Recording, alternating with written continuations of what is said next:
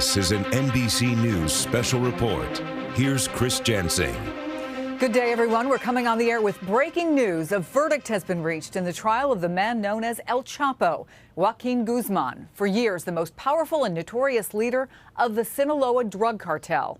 Guzman, who is 61, has been on trial in New York City under heavy security since mid-November after being extradited from Mexico in 2017. Guzman was captured by Mexican authorities in a gun battle just over 3 years ago after having twice dramatically escaped from Mexican prisons. NBC's Rahema Ellis is at the courthouse in Brooklyn, New York. Rahema, what's the verdict? The verdict is guilty on all 10 counts that he was being tried against. And it's most significant, count number 1, which is engaging in contumacious criminal enterprise. He was found guilty on that, and this is the one that the prosecutors were really hoping for because it's most significant. Guilty verdict on this means that he could face life in prison with no possibility of parole in a maximum security federal prison. Once again, guilty on all 10 counts. And the jury of 8 women and 4 men, they had been deliberating for several days. This is the 6th day in their 2nd week of deliberation in this trial that had gone on for more than 3 months in a case that federal authorities had been looking into for over a decade. And now they have what they had been hoping for, this guilty verdict on all 10 counts. Rahema, thank you. Let me bring in our justice correspondent, Pete Williams in Washington. It was quite a startling trial. Stories of murder, of the rape of little girls, of slush funds essentially to pay off government officials. This is somebody who was once on the Forbes billionaires list. How significant is this prosecution and this guilty verdict? Well, it's huge for a couple of reasons. One is just from the criminal justice perspective. The jury actually had an 8-page ballot to fill out. Not only the 10 counts, but sub-points within the counts that will lead to how big his sentence is. Rahema pointed out that he faces a maximum of life in prison. That's because when the Mexican authorities agreed to extradite him to the U.S.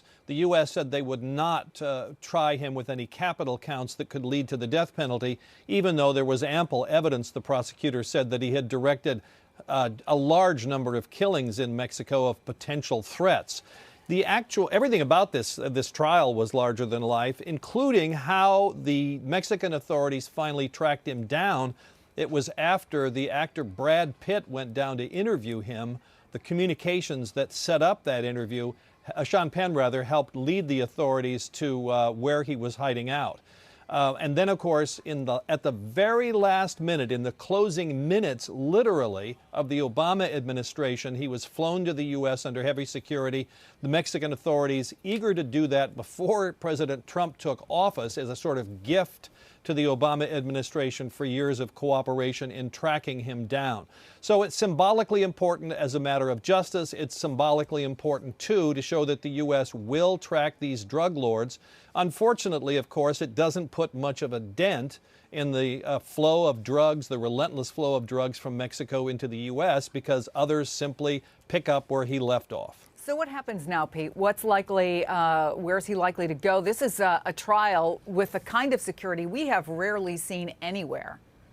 Right, the kind of trial the kind of security you would ordinarily see in a terrorism trial. For example, the jurors have been sequestered. The names of them have not been made public. So all sorts of precautions taken because of the history that he has here.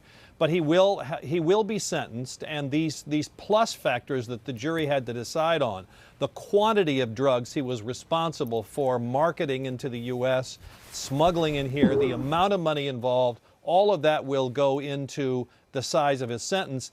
But I think it's fair prediction. He's 61. He's going to spend the rest of his life in a U.S. prison.